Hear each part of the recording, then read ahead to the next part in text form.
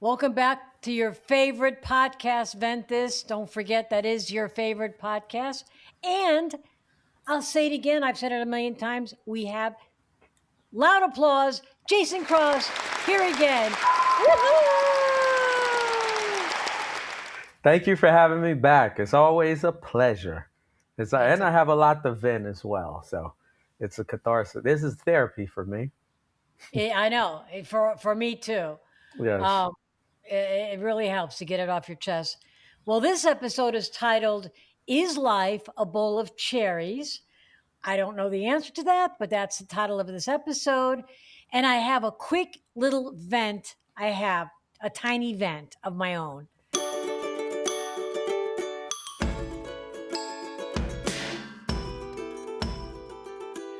Every single time I run late, I can't find a parking spot. I'm running late. Mm. I'm driving through parking lots, can't find a spot, and I'm getting more irritated.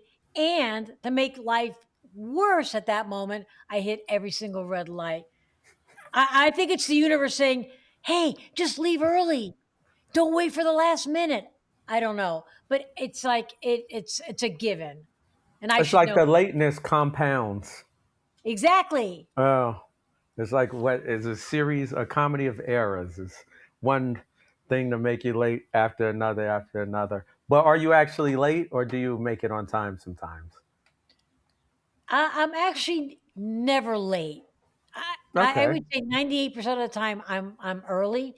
But what Oh. makes it worse is because I don't like tardiness. I like being on time, and I like people if they're on time, whatever, unless there's like a catastrophic incident. But um, so I leave enough time, but my pressure gauge is me. So I'm like, okay, I left 20 minutes early, but I'm still not going to I'll still get there on time, but I should have gotten there a little bit sooner. And then boom. So my gauge is me, but it happens every time I hit a red light. And I'm like, ugh.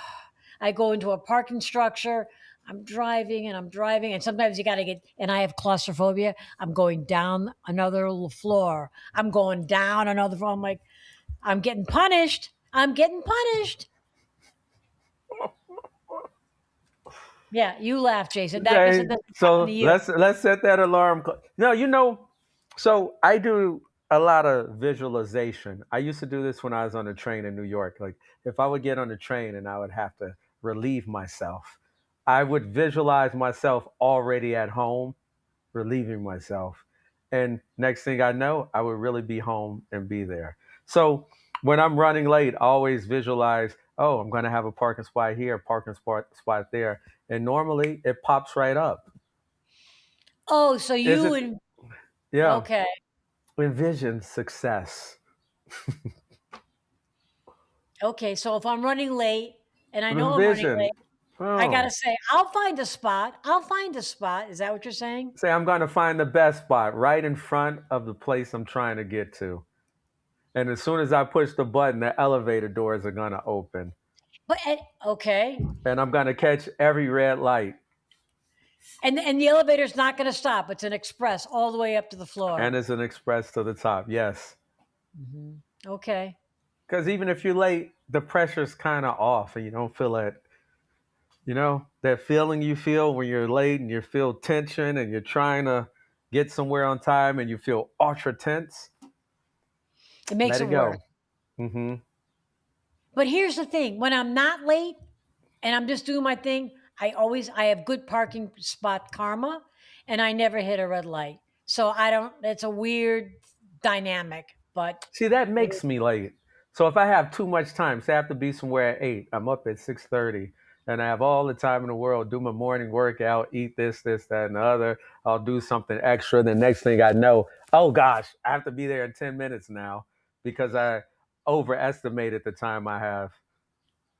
So when you have too much time, it makes it worse. It makes it worse, yes. Okay. All When I right. have just enough time or not enough time, I'm on time. When I have too much time, I'm late. Okay. Yeah. I hear you. All right. And on that note, let us proceed with the first vent, Jason. Mm-hmm. Here we go. This one's titled, it's really cute. Stop scaring us. Here we go. Vent number one. Can somebody tell our older siblings not to scare us at night? My older brother's friends think it's funny to make scary noises and throw rocks at my bedroom window. My brother is with his friends when they do this. I am 8 and my brother is 15. Is this a vent? My parents are asleep when they do this. I still get scared even though I know it's them. Thank you. Okay, that's really sweet. Yeah, at first I thought it was a Rapunzel thing, like they were throwing rocks out the window. Hey, let your hair down. But then you hear she's 8 years old. I think sometimes big brothers could be goofy. My big brother was goofy, and I had the misfortune of being a little brother during the WWF era, and he would try wrestling moves out on me, the camel clutch, the back breaker, the this, the that. It's hard being a younger sibling. It Be is. lucky rocks on the window is all you're getting. Well, but he also scares them, he says. I don't, they throw rocks and make scary noises. Nothing's more scary than being body slammed or suplex and missing the bed. That's what your brother did? Oh, we missed the bed one time. Yeah. That's Oh, hilarious. yeah. But yeah, so yeah, that's the least thing. And I know it's scary, and the big brother just not gonna listen. That's just how I, it goes. I'll tell you what, I retaliate. Either Mm, I'm not in the room if I can find out when they're doing it, or I do something back to him, right? I find out what might make him upset, or, just throw rocks at his window. I'd come up with a scheme to get back at your brother, get your friends involved, you know, you get him, do something that'll piss him off. Use all his hair gel or hide it, I would just do something to get back at him. So revenge. Yes. I mean, I was the youngest. I had two older brothers, Oh, so and you could relate to this story. 100%. And Mm. I actually had somebody at my bedroom window when I was in high school trying to peek in, some weird guy. And I woke up my Oh, brother. This was, I think it was around midnight. And I said, Jeff, get up. There's somebody outside my window. My brother's like, are you nuts? I go, no, there's somebody there. So my father was a gun collector. And so my brother, and he'd have them on the wall in the den. My brother would take one of the, like a BB gun or a 22 or a pellet gun and go, let's go outside. I said, are you nuts? I'm not going outside. Are you out of your mind? It's midnight. He goes, we're going out there. Nobody was there. So my brother goes, call the cops. I'm like, and then my parents got up. I don't know what happened. I don't remember. Cops came. Turned out there was a guy outside my window because all the plants were wow. all crushed, and there were, from footsteps. So Wow. that was a scary moment for me. But being the youngest, you're made fun of. They don't believe you or this and that. So I Yeah. say, little brother, figure something out and get back at your older brother. Give him his own medicine. Was it a little brother or a little sister? I think it was a little brother. I'm Oh, guessing. Yeah, okay. he didn't say if it was a man or a boy or a girl. But Okay. So get revenge, young man. Plan yeah, something. because Jason, if you say, well, that's the way it is, your younger sibling, it doesn't resonate. That's Yeah. not going to help him, right? He wants to either come back with something or find, some kind of a solution or talk to his brothers. Just saying, oh, well, you're younger and that's what's going to happen to you. No, we need something. Fight fire with fire. Yes. Exactly. We're Yes. with Yes. you, little boy. We get it. So if you find out something of what to do, please call us. We want to know 818-570-2535. We want to know if you did something back to your older brother. Not too mean, something. Put a flat tire, give him a flat tire, hide his underwear, do something. But call us and let us know. 818-570-2535. All right, I'm done. Shall we Okay. move Or on to the next maybe shoot a water gun out the window when they throw rocks or something. Or one? Yeah, yeah, yeah. get them. Yeah, get them back. Get water guns, yeah, or pistols, shoot them. Or you know what? Get balloons, fill them with water, Ah, and water start balloons. throwing at them. Right? I did that. You fill the Yeah, water balloon and start, throwing back. that'll get them. That could get them. Of course, the youngest one is going to get in trouble from the parents. It's not the oldest one. The youngest one gets in trouble, maybe.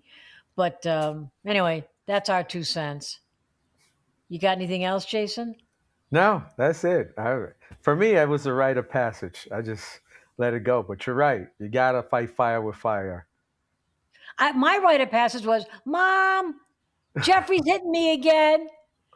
Dad, Mickey's hitting me again. That was my rite of passage. And they'd come in. She's a girl. You don't hit girls. Yeah, you don't hit girls. Of course, I would kick them back and hit them back, but that's beside the point. Right. But all right, let's move on to vent number 2. Here we go. I won't read the title because it'll give it away. What do Okay. you think of drivers who eat and drive? The double whopper guy in front of me was eating a giant hamburger from Burger King and he was swerving into lanes. I watched him try to hold the burger while trying to rip open the ketchup. Just stop and eat. The only good thing out of this situation was it solved my problem as to what to eat for lunch. I did go to Burger King, but I parked and ate. Man, that was good. Jeez. Okay. I can relate to this. This actually did happen to me a couple days ago. I could see the guy eating French fries in the Uh huh. front, and he was going slow, driving kind of irregular, and it did kind of piss me off. I don't see the appeal of eating and driving. Do you? Sometimes you have to get to a place in a hurry and you can't stop and eat, or sometimes you're just that hungry. But I don't understand trying to open ketchup while Yeah. driving. That's too much.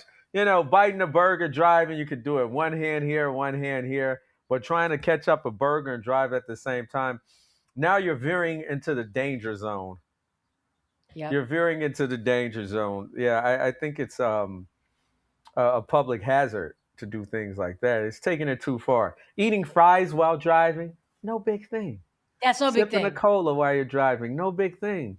Having Yeah. a hamburger, not a real thick one. You have to hold like this, but the two finger burger, no big thing. Putting ketchup on a burger and fries while driving, huge problem. This guy's gonna cause an accident, and ketchup's gonna be all over the upholstery, and they'll never be able to get it out. Yeah. And then he'll have ketchup everywhere and go, look what happened to me. And he'll pretend like it's blood and try to get sympathy from people. Can you imagine that? Oh my god, that's almost yeah. No, no opening ketchup and driving. He should be pissed off. There's Yeah. certain food you can't eat while you drive. You can eat chips. You can eat French fries. You can't eat pizza while you drive. You can't eat a huge burger while you drive. You can't put ketchup on it while you drive. There's certain foods should only be that only certain foods should be allowable to eat while driving. Fries, chips, piece of candy. Nothing you have to take out of a wrapper. Or Well, like a wait. burger. Sometimes people drive and they try to hold it in a wrapper while they do it. Like that's too much. While they And that, bite, yeah. yep. Especially out here in California, we have what's called In and Out, and they always Oh, have I this. love In and Out. Animal style burgers. Oh my gosh. I, I love In and Out. I know. I'm with you 100%. In fact, we just had it. But with that, they've got that sauce. And even though they put the wrapper around the burger, that Hmm. sauce oozes out while you're driving and it gets mess everywhere. It gets on It's, your you know, clothes and you want to wipe your mouth. Now you're looking for a napkin. Can't eat that while you drive. yeah. You have to sit and enjoy that one. Yeah, yeah, exactly. Or the worst thing is when you have a like you said, can't eat pizza, a hot slice of pizza, and you take a bite and you're like, holy shit! You like Yep. jerk it out of And your the mouth. skin starts falling off your palate because it's so hot. Yeah. No, yeah. So you can't eat pizza and drive. No. Yeah, I'm going to write to my congressman about this. The allowable foods to eat while driving. I think we should start a petition. I think so too. I Yeah. think so too. I'll say it again, 818-570-253-5. Let us hear what you think. What's drivable food? What's not drivable food? And Yes. definitely burgers from In and Out. Can Fries are do good. it.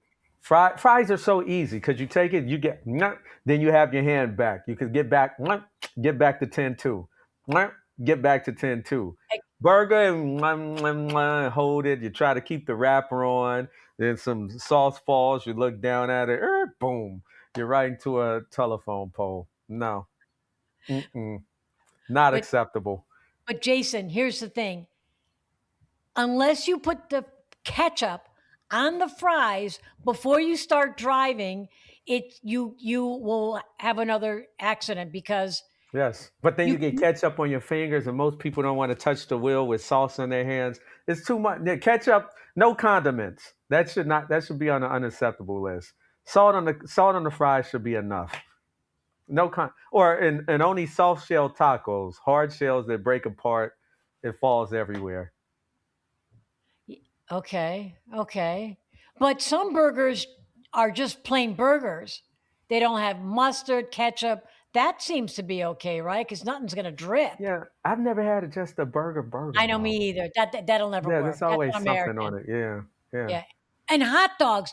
Do not eat a hot dog while you're driving. No, because you hit the brake, the dog goes straight down your throat, and now Yeah. all the guys from high school are calling you. So, Venter, we are so with you on this. Don't eat and drive. Definitely Don't don't do it. drink and drive, but you can have a Diet Coke, a Coke, Gatorade, whatever the hell it is, a matcha, latcha, whatever the hell it's called. You can have that. Drinks are okay, Hmm. but certain foods are definitely a no. And So, especially not a Chicago style hot dog. what's They put that? everything on them. So Chicago style, we put hot peppers, chili, celery salt, Oh, yeah. onion. There's so much on a Chicago style hot dog, and a huge pickle. So it's bound to break apart after the Oh, no. first bite, make a mess, and most people get distracted when a mess is being made, when it's a And problem. Yes, yeah, Gary's saying, keep your eyes on the road. keep your eyes on the road at all times, and you only could do that with fries and potato chips. Yeah, all right. So, Jason, go to your congressman. Wouldn't it be hilarious if now you're driving on the street and it's like a no eat zone? You know, like woo woo woo woo woo. You know why I pulled you over? No, officer, you're eating a hot dog, driving 35. Gonna have to write you No, this ticket. no, no. He's breaking the speed limit, but he's pulled over because he's eating a hot dog. Yeah, because I was speeding. No, no, not that. You're eating a hot dog. It's not on the acceptable list. And then you go, I have an extra one. You want one? What are you trying to bribe an officer with a hot dog? That's hilarious. Okay. Yeah. Here's that's funny. All right, here's our last Ven. We Jason and I sympathize with you, driver. Hopefully no one will eat and drive, so we get it. Yeah, keep it Okay, simple though. Keep it keep it simple. simple. Yeah. Okay. Vent number 3. And again, I'm not going to read the title because it's going to give it away. Okay. All right. There's a woman who walks the neighbor's dog and she's drop dead gorgeous. I see Mm. her all the time, and she sometimes has 3 or 4 dogs with her at one time. But here's the kicker: she does not pick up their poop. And with 3 or more dogs, that stuff gets pretty big. She just keeps on walking. I want to meet her, but I'm kind of annoyed that she doesn't do her job well. If I say something, I might kill my chances of asking her out. Any suggestions? Oh, And if you Jesus. take crap from her now, you're gonna take crap from her later. This is foreshadowing. This is foreshadowing. Yes. Once again, we spoke about this before. This speaks to character. That she's inconsiderate. She's not responsible. She's What? willing to leave feces everywhere and not pick it up and not be responsible for it. I mean, this speaks to her character. Do you even want to say anything to a woman like that? What do you think it'll be like to date her? Okay, that's a man's perspective. Here's a woman's perspective. If I was that guy and I thought she was really drop dead hot, gorgeous, whatever, I'd make a joke out of it. I'd come out with a little doggy bag to pick up the poop and go, "Can I help you with this? I couldn't help but notice you walking around, and see." And then they can start a friendly conversation. And then he's got a chance to ask her out, and make another opinion if he wants to date her or not. I feel like And that then would put eventually, him in the friend zone for life. what? I feel like that would put him in the friend zone. Why would that put? What do you? What do you mean? I just think it would. I think her just leaving it there and walking away, it says something about who she is. And if this guy comes out too nice, too friendly, yeah, I just So don't see it working. Jason, you got a high bar, man, to like meet women. Jesus. You can't even give her a chance and just say, "Hey, by the way, you missed, the poop over here." So, and then you Well, start talking. he said it's packing up high, so it's not like she's missing it. She knows. She's letting it stack up. But what if she said, "I know I did it. I'm really sorry. I'm having a bad day." Every day though? Hasn't this been happening frequently? It does More than happen once? frequently. Yes. So every day is a bad day? Or she says, "I'm allergic to poop, but I need a job."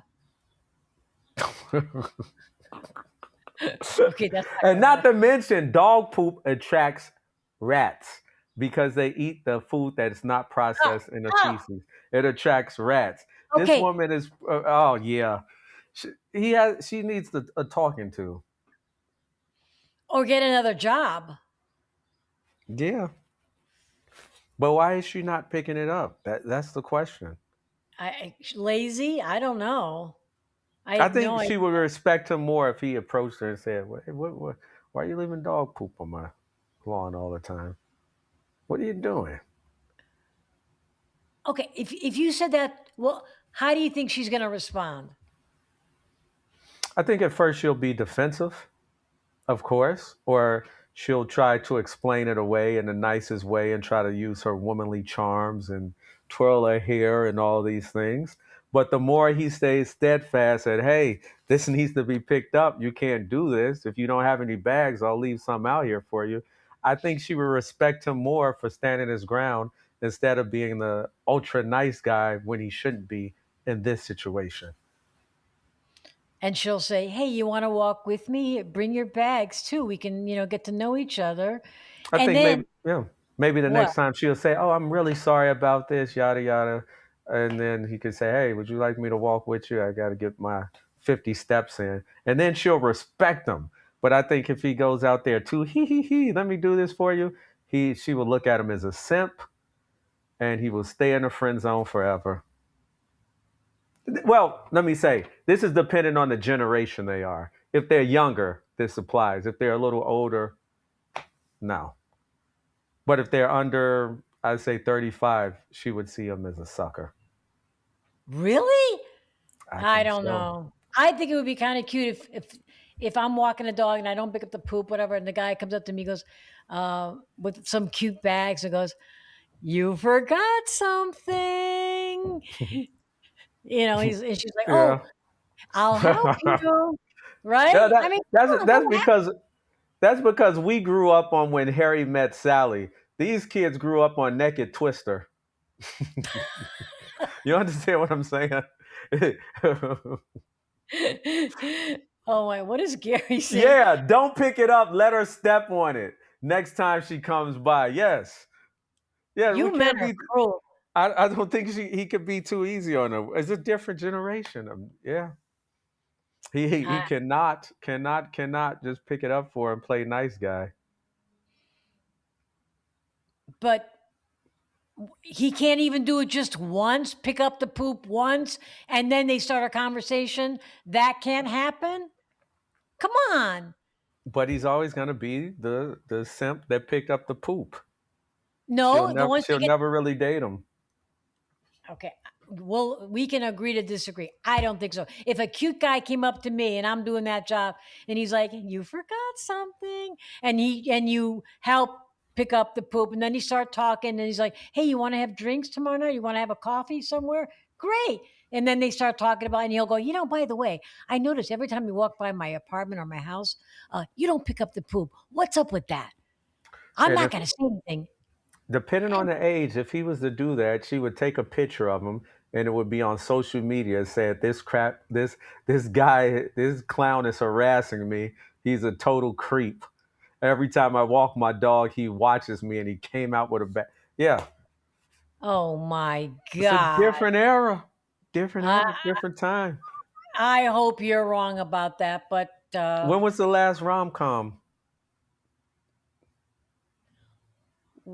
uh, well, okay. with the I getting to know you moment where it's like really cute, where it's like, oh, look at the poop, da da da, yay, and then the music plays and they catch eyes. It's a while ago. I think the new generation, she would call him a creep, take a picture, and say, "Oh, I can't believe this creep came out here and told me to pick up the poop, and then he invited me out to dinner." Ugh. And then, yeah, then they would probably dox him, and he would have to shut down all his social media. Jesus. Well, I guess Venter. I don't know which way you're gonna go with this one, but uh,